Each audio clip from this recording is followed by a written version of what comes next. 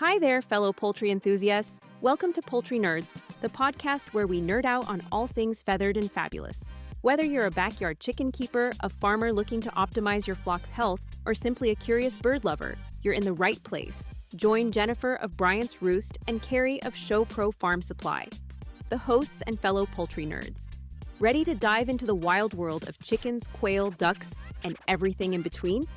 Each week, we bring you expert advice, fascinating interviews, and poultry tales that ruffle a few feathers. All served up with a side of humor and a pinch of nerdiness and a few rabbit holes. Let's fly into this next episode. So, yeah, we're here. Yeah. How is everybody? I hope they're doing good. And from what I see on the screen right here, we're fixing to talk about breeding one of my favorite meals. It's been a hot topic here, and I thought, you know what? I'm having to walk through it with David and the kids a little bit, and I'm going to explain why in a minute. But I thought, you know what? Let's just walk through it publicly and maybe follow my convoluted trail of how I get to point B from A. It's funny that you say that talking about dinner is a hot topic. Yeah. So I just made, What did you make? If you don't know already, we live so rural, we cannot get good Chinese food. And I am a really good cook, and I can cook pretty much anything. But I'm still trying to master, like, our favorite Chinese dishes. And so tonight, or today, leper, I guess, I made honey chicken and rice. And, of course, we made it from Bresse. I think we are finally out of all of the Cornish out of the freezer. I'm going to have to dig through the bottom of it a little bit and make sure. But if there's any there, it's freezer burned and it'll be dog food. But the Bresse... They won't mind. No. So we eat a lot of meat. And I don't know, from the first time I made Bresse dinner or chicken dinner with Bresse, I guess you should say, it was instantly like, why are we even doing Cornish? And when I see people say online that they're stringy or they're tough or whatnot, I don't understand unless the only thing David and I can come up with is, you know how you go to the store and you buy the chicken, boneless, skinless chicken breast that's in the little saran wrap thing, and you can just take it out and it's ready and you can cook it almost from frozen state. I don't know what they do to it to get it to that point, but you cannot do that with a breast. There's a difference cooking a heritage chicken and cooking, I guess, a processed Cornish like that. But I didn't do anything magical. This was just we do ours half chickens in vacuum seal and put them in the freezer because he likes white meat and I like dark meat. And so that works pretty well. And I took it out yesterday and didn't make it last night. So I made it today, and I just took it off the bone and chopped it up into bite-sized pieces and made the honey chicken. And you could cut it with a fork, and it was just as tender as could be. I don't know what else you could. So you can't really compare it to getting something at a restaurant because that don't happen. So if you go to a restaurant and you get, say, I don't know, chicken tenders or something, or chicken nuggets per se, then those are more processed. I think they use like some potato starch and some onion powder and stuff, and process it and then make it look like a chicken nugget again. I've seen TikToks on that. But this was just straight up. I took the meat, chopped it up, put it in the batter, put it in some tallow. I think it was tallow. It could have been schmaltz. I looked at it in the refrigerator and I was like, some kind of a fat, and it's the fat I'm going to use to fry this chicken. I don't know, because like you never know what you have in your refrigerator. No. Because at your place, it could be anything. Yeah. So that's why when you said it, I think it was tallow. I'm like, it could be tallow. It could be lard, it could be schmaltz, it could be all kinds of stuff. You're still here, so it wasn't bad. No, regardless, it's fat and you have to have fat to fry something. And so I just put it in the batter that makes for the Chinese food, it's a batter. And you put it in there and then you fry it and then you put the honey sesame sauce on it and some rice. I cook rice in the Instant Pot in 5 minutes. And that's what we had. And it was good. And David ate it all. So that tells me it was good. But what I'm getting at here is the meat. It was not like eating Orpington. Orpington would have some chewiness to it no matter what you did because they're older. The breasts are like 17, 18, 19 weeks when you process them. So they're much more tender. And so maybe people are waiting too long to process them. Yeah, and I see a lot of that in some of the groups. People talking about when should I process? But that's really a hard thing to say because you have to know your birds and you have to know what you're feeding them. Because if you're feeding them a ration that's specifically designed for that purpose and you finish them out over a 2-week period, then you could have a juicy, tender bird probably up to at least 16, 18 weeks. So I have finished them and I have not finished them.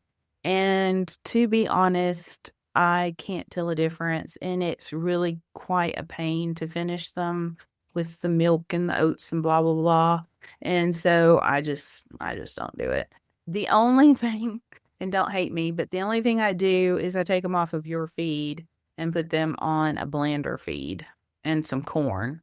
I'll tell you, week before. I ain't upset about that because if I was finishing a bird, I'd probably feed it a mixture of like cornmeal and something, or I would run corn, barley, and oats through the grinder, mix it up. Because if it's the last 2 weeks, yes, you want your bird to eat good, and that's a good mix of just grains. But the hatchability and all that other stuff that comes along with really good feed, you're not really worried about. And so I would do that, man, because that's what I did the first time I processed a turkey for Thanksgiving. And now people don't want a store-bought turkey. And for that sucker, like putting it on that diet for a couple of weeks is all that changed about its life. Yeah, so if you've ever had grass-finished beef and it was processed in the spring, you're going to get an onion flavor to the meat. So we always process our beef in the fall or late summer. You got those onions growing in the pasture, the natural weed ones. And so the breasts, so your feed has got all those good fish meal things in there. And while some people can't taste it, I can. And so I'm afraid to leave them on it. And I wouldn't. So I just put them on a plain old all flock with a whole bunch of cracked corn in it. The other thing that's probably going to make people gasp is we don't pluck really. We just spatchcock them and cut them in half in order to vacuum seal them. We don't eat the skin. It's just, if you're going to go to the store and buy chicken, that's how you should process them. So if you buy a whole chicken and you roast it and you eat the skin, then by all means pluck it. But we don't. We like chopped chicken in veggies, or I don't know. We just don't eat the skin. I don't do rotisseries per se or baked chickens and stuff like that. So that's just not how we cook. And so we just skin them. And that extra finishing at the end is what puts the fat between the meat and the skin. And if I'm just skinning them anyway, doesn't really matter. Exactly. Yeah. I mean, I do have a plucker and we do use it for the turkeys and for the Orpington stuff, but that's different. You have a huge mother plucker. Like that thing is made, folks. just so you can get a visual, those blue 55-gallon drums, that's what that thing was made out of. And it's got the plucker fingers, that you can buy to fix your plucker. Whoever made that thing spent some time, but that thing works great. I have used the hose pipe while you've stuck birds in it a couple times, and I like it. Since you have been here, Taylor replaced my pulley system on the motor. That thing will throw a turkey 50 feet. So now you don't have to worry about that. Okay. Yes, it's a big plucker. You have to be really careful. But let's just talk about the processing for a second. So if you do decide to pluck, you put your water scalder, which we just use like a turkey fryer, and scald at 155 degrees. And it won't burn your fingers, unless you're dainty or something, but you're not going to be in there for very long. So you just leave the feet on and you swish them in the You gotta leave the scalder. feet on because you got something to dip it with. So those are your dipper handles now. Yeah. And so you put them in the scalder, and what your goal is to plunge almost with them, because you're trying to get the feathers really close to the skin wet. And that's what your aim is. You don't really care about the edge of the feathers, right? You want them to come out of the skin. So that's what you're after. And I think people don't maybe get that done really well. And then when you put them in the plucker, you turn it on, and then you take the feet and you go around in a circle, and then you've got the hose in the other hand, and then you let go and it finishes it. So I would say in the scalder, maybe 20, 25 seconds max. And I've got videos of them being plucked, and the longest one is 23 seconds. Yeah, if you got your scalder as far as the temperature, it loosens those feathers up, and it doesn't take long. With a turkey, if you're only doing one or two, once you cut things out, I'll say that, and hang on for a little bit. The stress of that happening makes the feathers just let loose. So you start pulling real quick, and you get all those pin feathers out in Right. like So 2 minutes. you're talking about turkeys. So that's a game bird. Mhm. And when they are stressed, live or dead, when they're stressed, they let their feathers go. Right. So it's a really good opportune time to pull those hard feathers, like the flight feathers. But you can pretty much pick them bald before the flapping stops. Now, Bresse are not game birds, so that Nope. wouldn't work with them. No. But anyway, so Rabbit hole number 1. yeah, rabbit. Okay, so if you are going to try them, make sure you let them rest. Don't go out there and get one out of the yard and cook it for dinner today. But you want to rest them, I would say 3 or 4 days. Now, one thing that you can do is you can rest them at the front end or the back end. So say you put them in a cooler today, bag them tomorrow. So they're a good, 36 hours or so before they're frozen solid, 48 hours. And then when you take them out, rest them again another day or two. So then you get 3 or 4 days of rest. That adds up that way. And then don't try to cook them like a Cornish, at least not straight off the bat. If they've been rested for 4 or 5 days, you probably could. But yeah, don't try to cook them like a Cornish. It's not the same thing. No. And I can't really say anything else. I can't find a fault with them. I really didn't know. I didn't really have an expectation really when I got them. I just wanted to try them, and I'm in love with them, honestly. I'll never forget the first time I was there, and we were standing in your kitchen. You said, "Here, try this." I was like, "Okay." And I was like, "Man, this is the best way I can describe it is how a really like a good real piece of fish, not something that you bought at a store, how it's got the flakes in it and the tenderness. That's how the Bresse is. Only it tastes like chicken, not like fish." Yeah, it's got a silky texture to it. Okay, so the best part about the Bresse, though, is that you don't have to keep buying them. like every year, like the Cornish. They lay eggs, you can incubate them, you can fry the egg. Like they're just a general all-purpose chicken, and they Yeah. grow really quickly. Of course, now I'm comparing them to my Orpington. Frozen molasses grows faster than my Orpingtons, but the Yeah. breasts do grow really quickly. So we operate here on quarters. We don't want to be put them in the freezer every like month or so. So we figure out how many we want per quarter. And I raise enough here for at least 3 households, sometimes 4.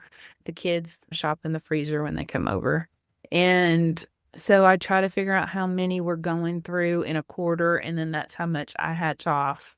And then we just all get together and clean out the pens, put them in the freezer, divvy them up, and see you in a quarter, basically, right? Hey, you know what? Good. I'm not going to say clean farm because it makes a mess, but it's something that you can do as a family. Mm-hmm. And by God, if you only get to see them once a quarter because they want to come grocery shopping at your house, at least it's worth it. Because I would give my kid groceries to have a routine time where I could spend all day with them. That's good. And if you can't do that many like at a time, then just do it like every 60 days or something. But you're 100% in control. It's not like the Yeah. Cornish where you can't do it in the heat of the summer or the cold of the winter, or you have to be home on a certain day or they're going to start dropping dead. It doesn't work like that. The breasts just keep growing. So anyway, so let's talk about like how to get started with them. And of course, there's different ways. You could start with chicks or started birds or hatching eggs. But regardless, remember that you're just starting. You're just getting your feet on the ground with them. And then you have to accumulate a quantity of them in order to essentially go shopping to find the birds that you want to move forward. And then you're going to eat the rest of them. So until, the breast, you're always going to be eating your culls. And I think that's a different mindset maybe than what people are expecting, where they just go out there and the Cornish are all the people have it in their head that they're all uniform, but they're really not. If you've raised Cornish, they're really not uniform. Man, ain't nothing uniform about them things. Are nasty. So you could get some that's 4 pounds and you can get some that's 9 pounds at 8 weeks. So the expectation that the Cornish would all be the same is unrealistic.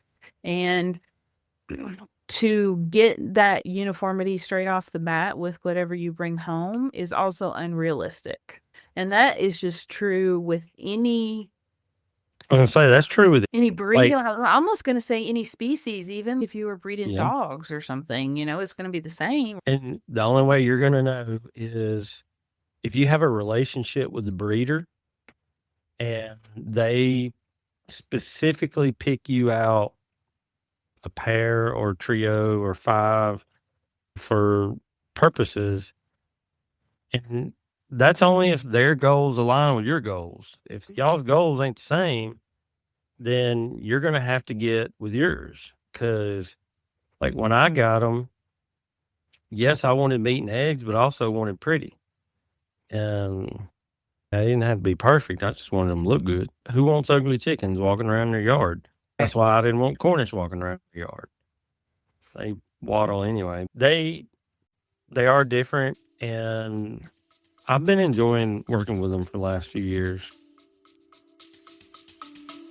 We'll be right back. This episode is proudly supported by the folks at Valley Hatchery. Valley Hatchery isn't just chickens. They offer quail hatching eggs, waterfowl, turkeys, game birds, guineas, and started pullets. The list really does go on. If it belongs on a working homestead, Valley Hatchery has it covered. What we appreciate is their focus on strong, healthy birds, clear information, and real choices like optional vaccinations, so you can raise your birds the way you want. From backyard flocks to working farms, Valley Hatchery provides hardworking birds for hardworking people. Learn more at valleyhatchery.com.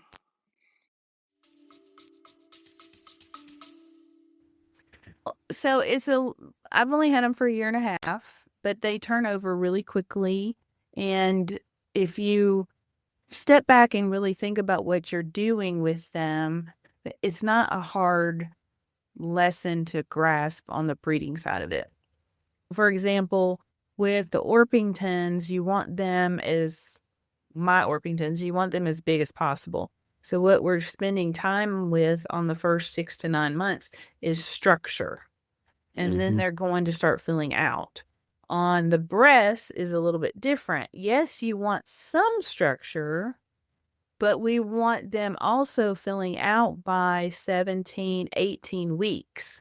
So we don't want them spending a ton of time growing structure because we want to be able to harvest what we need at the 17, 18 week mark. So if you harvested a 17-week-old Orpington, you probably would get more meat off of a quail. I was going to say you would have a chicken sandwich instead of a meal. It's all bone. You'd have some good bone, but you're not going to get really far. So just keep that in mind. Whatever you get started with, think of it as an investment in quantity.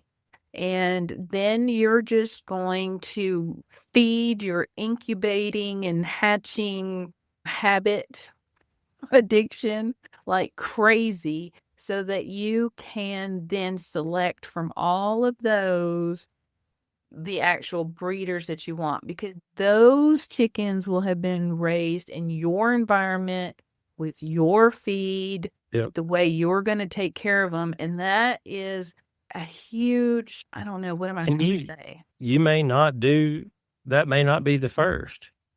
When you hatch out all you can hatch out and you got a yard full of birds, you're going to make some groups and pick some stuff out. And when you give when you have a plan and you're looking for something, you can't start at the beginning or start at the end and work your way back. You got to start at the beginning and work your way forward. So, the first time you're going to look for birds that you like the way they did everything better than the ones you started with. And then, those you'll put in a breeding pen and you'll have some really good chicken. Yeah. And then you get to be like, oh, let me hatch out everything I can and do it again. And if you find something that grows up to be better than what's in your second generation pen or your foundation pen, then they get replaced and you have Coco Van.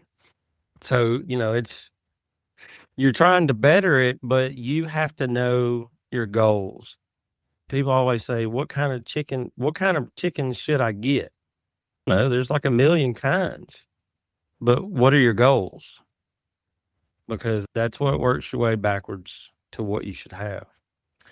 Okay, so if you guys are listening to the podcast, I actually did a little slideshow, so you might have to come check it out over on YouTube or the website.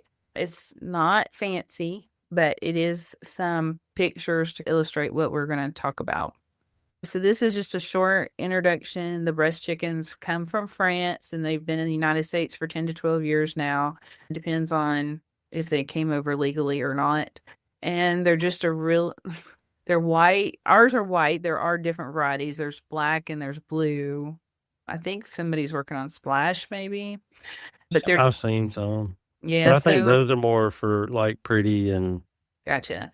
Okay. projects. So there's two schools of thought on the Bresse. There's a group of people who are trying to write a standard to get them put in the APA to show them. While, yes, I do the show world to a degree, I do not have any interest myself in showing Bresse. These are meant for me for meat and eggs, and I feel like they would lose that purpose if we turned them into a show bird, because to raise a show bird, that's a completely different mindset. So that's just my opinion, and if it upsets you, I'm sorry. When you're raising a show bird, you're not thinking about what's going on your dinner table. Right. which is the other purpose in a dual purpose bird. You're thinking about what that judge is going to look at and compare it to. And like you said, there's absolutely nothing wrong with that. But when your goal is what looks good on your kitchen table and what you can fry up in the morning, then, it's different. Yes, Right. you want your birds to look like, feel like, act like what they should, or you would have picked a different bird. But at the end of the day, when you're worried about, when your goal is meat and eggs, essentially, you're more concerned with the picture that we can see right now. Because it's not helping that while we're doing this, I'm hungry, but I would tear that chicken up. Okay, so obviously this is probably just your run-of-the-mill Cornish rotisserie chicken, right? But the reason why I wanted to put it up here was to illustrate some things I think people may not know. When you're reading about something and the breeder or the author says you really just have to put your hands on it to feel it, that's hard for somebody that may not have ever been taught to feel something. Okay, so obviously we have a rotisserie chicken here, and in the front of the picture, that would be where the neck goes. And so this bird is upside down, right? So if the legs weren't tied, they'd be straight up in the air. And if you turned it over, they'd be standing on the legs, right? Okay, the bone that runs and splits the breast meat right there, that's the keel bone. That is what, when you pick up a bird and you put your hand underneath of their gut, that's the bone that you're feeling. And you want to make sure that it's straight, that there's no curvature to it, that it's not sharp. Because if it's sharp, then there's no meat there. It's just a bony chicken. And if it's all squishy and blubbery, then that's a nice big layer of fat. And you need to go back and listen to the podcast 2 weeks about overweight chickens. So what you want to feel would be like if you went to the store and bought a raw chicken and put your hand on it and you could feel that muscle, which is what the breast meat is, and then put your hand underneath of the chicken, it should feel about the same. That's your goal anyway, right? Now, next up would be, see the space between the legs. So on my birds, we're talking about how many fingers can you put between the legs. You'll see people talk about that. On my birds, I have big hands and I can spread my fingers apart between the legs of my birds. And that's what you want. You want a nice, big, wide bird that stands up on its legs like a Flintstone. Yeah, you want to be able to put if a bird's standing, you want to be able to put your fist between his legs without touching his legs. And like mine, when I pick up some of mine, I have to, like the grown ones, I pick them up and then I have to pull their feet in so I can tuck their legs in my fingers and carry them around like footballs because their legs are so wide because they're a wide-bodied chicken.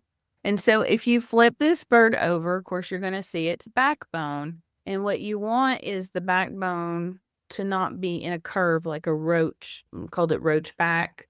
You don't want that. You want it to be nice and straight and elongated, because the longer the back, the longer the bird, the more meat that's going to grow, because the meat is the muscle that's helping the bird to move around and do chicken things, right? So the more muscle you put on this bird, the more meat you're going to have at the end of the day. So anything else we can think of on this rotisserie chicken to talk about? But I will say this. I know you like projects. I'm curious if when you finish one of those breasts, if you give it a lot of that Italian herb seasoning, if that will internally flavor. Oh, I don't think that it works like that. But I did have to buy an electric roasting pan because my turkeys have now outgrew my oven, and I have a 42-inch oven. But I can't find a pan big enough for it. And so I'm thinking this next round, I'm going to go ahead and pluck a couple of them and them in this roasting pan and see if I can't make a rotisserie myself. It's a challenge in the kitchen for me. Okay, so the eggs of the breast chicken, we were having this conversation before we hit record. So mine are this nice off-white creamy color. There are a couple Orpington eggs in this picture, so disregard those. They're the more tan ones. But are your breast eggs not this creamy white color? No, Yeah. mine are that color. Oh, okay, good. That's what they're supposed to be. Okay, good. Because again, I don't care about showing them. I just care if the eggs are edible and the bird is edible. Disregarding that big 57.9 and 59.2, because those are both Orpington eggs, you'll notice that the rest of them are in the 60-gram range. Those are the size eggs that I like to set, somewhere between 60 and 65. I have set larger. I don't feel like that's necessarily a good thing. You can get too big.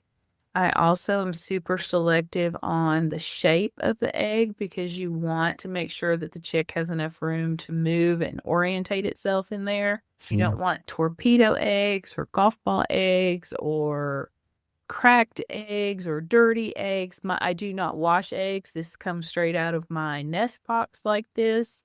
I just simply bring anything inside that is not conducive to hatching, in my opinion, as are edible eggs. Nothing goes to waste here. Oh, but that's a good place to do your first cull. Yes, because whatever you select is what you're going to get.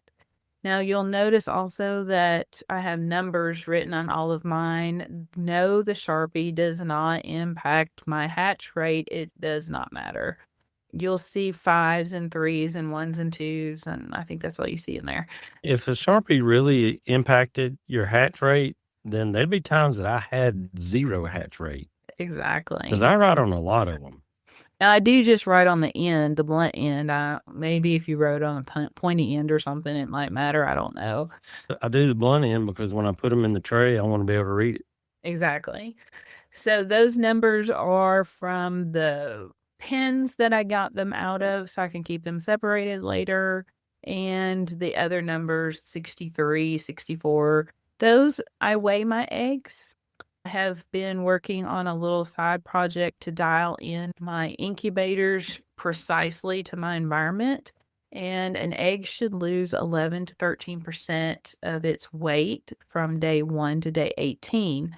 And right now I am hovering right around 10% weight loss. And so I have been using 40%. So I've dialed it in again to 38% to see if I can bump it to the 11 to 13% weight loss. The idea there is to shorten the hatch window so everybody hatches at the same time. They're healthier. You can get them out quicker and get them on food and water doing it that way. So that is just an advanced thing. And if you want more information, you can get that out of the Incubation Masterclass. All right. These are Carrie's hatch from this week, actually. What are they, 3-4 days old now? Yeah. Yeah. I noticed you didn't use any shelf liner. There's no shelf liner in these baskets. Okay. They're okay, right? I don't have a problem with it on these. No? Okay. I don't know. I just use it for everything. So he sent me these pictures in a text because he was all excited. He's no eyeballs. And so when I saw the text before the picture, I was like, oh, crap. He's hatching birds. No eyeballs. Yeah. Sometimes there's an area that I spend a decent amount of time in that the cell service is less than ideal. And it's frustrating because I think she's going to see that word before she sees the picture and she's going to be like, what the crap is he doing? So, yeah. I mean, So the idea we have here is when you look straight down on these chicks, you cannot see their eyeballs. And that tells you that they have a nice wide head. And a wide head should carry through to a wide-bodied older bird. That is the idea behind that. So if you can see their eyeballs, that is because their head is narrower and they will have a narrow body when they're older. I had a person that has been around chicks longer than I've been alive, and they were starting to help me learn to select and that kind of stuff. Because, when I was younger, we just, oh, these look good. We'll put them together and have some more. And I did my first cull out of the hatcher, and I was like, what? Why didn't you tell me how to do this like a year and a half ago? I could have saved a lot of money on chicken feed. And he said, you wasn't ready for it. I say that to people because not everybody can cull ruthlessly like that. And I don't care if you do or you don't. That's not your program. It ain't your program. I run a breeding program, not a hospital. And the ones where that does happen, I have an outlet for those so they don't go to waste. They don't go You to can trash just eat can. those. You can just eat them. You just want to band these. What I do is I brood them separately. So you would put these in one brooder and put the skinny head ones in the other one. And then you would band these because I band it about 10 days. Ain't nail polish. Livestock markers work really good too. I use a lot of livestock markers.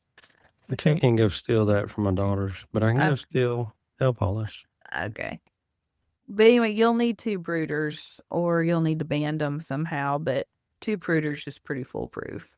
And then you can either sell those chicks as to somebody else who wants to get started because everybody has to have a starting point, right? So don't feel bad. Just tell them, say, look, I'm breeding for wit and these did not meet my needs straight out of the brooder, but they're a great start for you. Just be honest. It's fine.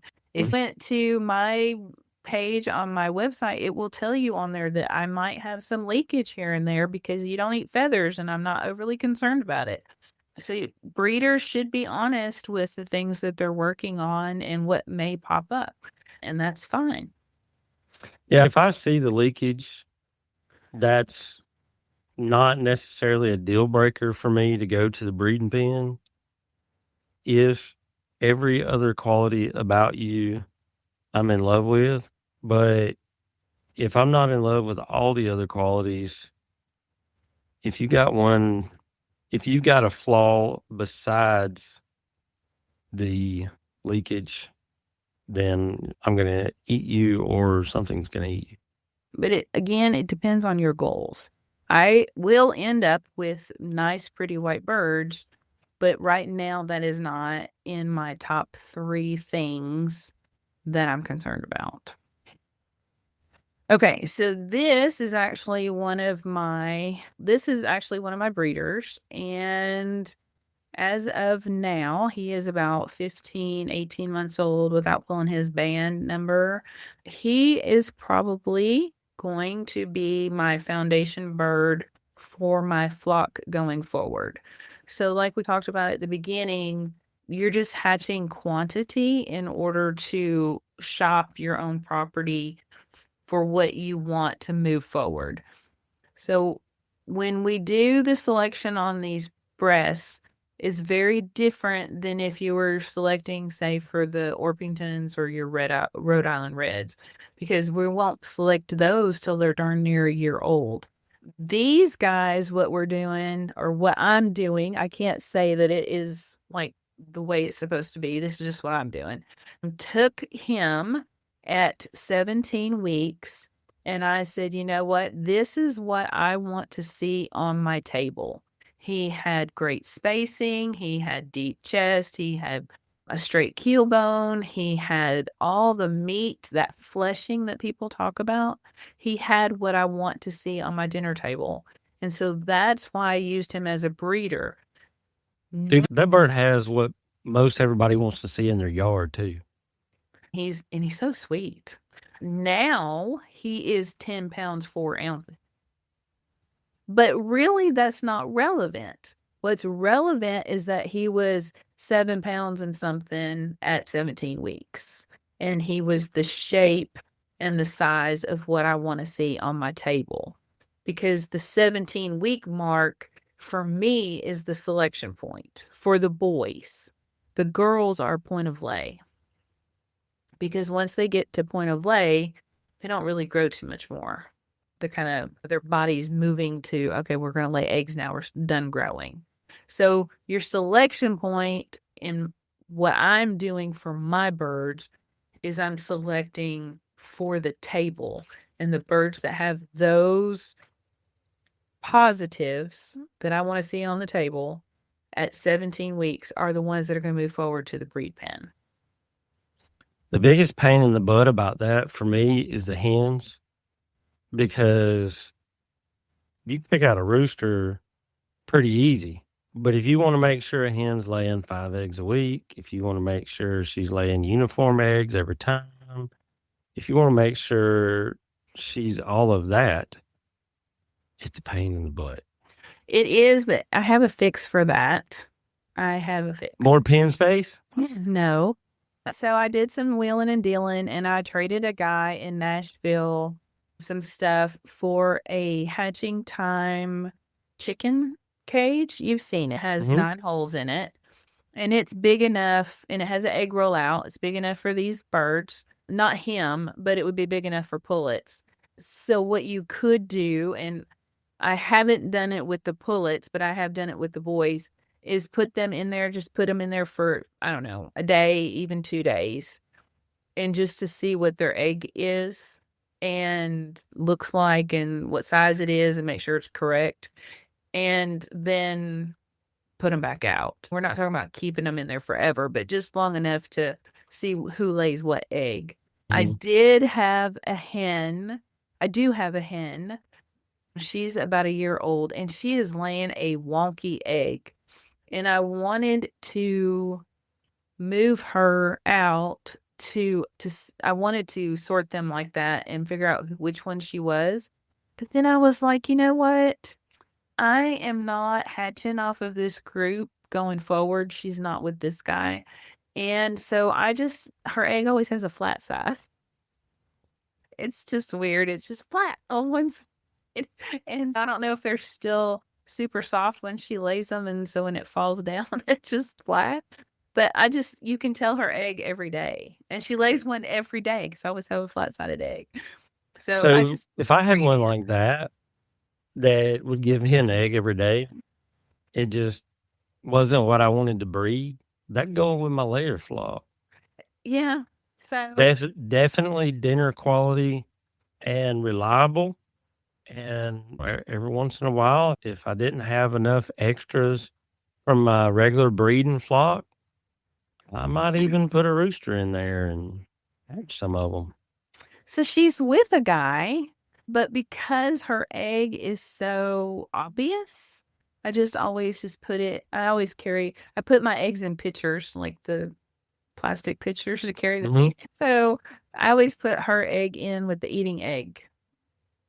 It's so obvious. It really doesn't bother me. And she's a placeholder with him so that he doesn't wear anybody out. There's enough in there. So right now it's working. I may change that up later. And that's the beauty of this whole situation, is you can always change it up later.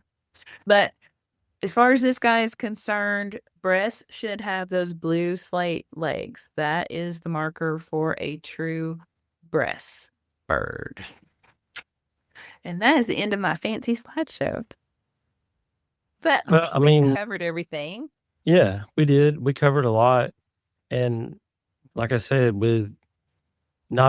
today we're talking about Bresse because she and I both have them. We both love them. With any bird, regardless, you should start with your goals. And she and I were talking probably like a year after I got mine, maybe, about it. And because she did a lot of Cornish, and I've been reading a lot about those birds. And I wonder, she started asking questions. How often do they lay? And this, that, and the other. And then the next thing I know, she's wanting to get her some because if your goal is self-sustainability, then in both of our opinion, this is the perfect chicken for you because they lay a lot of eggs on a proper diet. They grow really well, and they're not jerks. They're playful chickens. Yeah, they have a little bit more flightiness to them than my Orpingtons, but I always joke that the Orpingtons are like a step above dead. So really anything is going to be more flighty than they are. Like when I go look at mine, the Orpingtons are like just laying there. Hey, did you bring me some food or a treat? Why are you out here? With the Bresse and my Reds, they come, hey, what are you doing? Don't come over here? Will you pet me? I send my grandson in there to get the eggs. They don't bother him. They're fine. I don't know that they necessarily want to be caught up and want to sit in my lap or anything, but I can walk in there and pet some of them if they're standing on the roost or something. They're not crazy like they want to attack you. But if a bird that would sit in your lap was your goal, you'd have silkies and not Bresse. One of these days we'll find a silky breeder who's willing to come on. We've asked, I don't know how many. I can't get on. And look, I'm going to say this, because there's a lot of people out there that absolutely love silkies. And if you are a silky breeder and you would like to come on the show and tell us about silkies, what you like about them and your breeding program, please, by all means, send either one of us a message, either Carrie at or Jennifer at poultrynerdspodcast.com or poultrynerds@gmail.com, whatever. And let us know. We'll get you our scheduler and get you on, because we've been trying to get people, because a lot of people will ask us, hey, why don't y'all do a show about silkies? And I'm like, I don't want to say, because their people hate talking about them, because when you see their people, they love them, but we just can't get them on our show. All right. I got nothing else for today. No, me neither. I'm good. All right. Time for dinner. Bye. Thank you for joining us this week. Before you go, be sure to subscribe to our podcast so you can receive new episodes right when they are released. And they're released every week. Feel free to email us at poultrynerds@gmail.com to share your thoughts about the show. Until next time, Poultry Pals, keep clucking, keep learning, and keep it exciting. This is Carrie signing off from Poultry Nerds. Feathers up, everyone.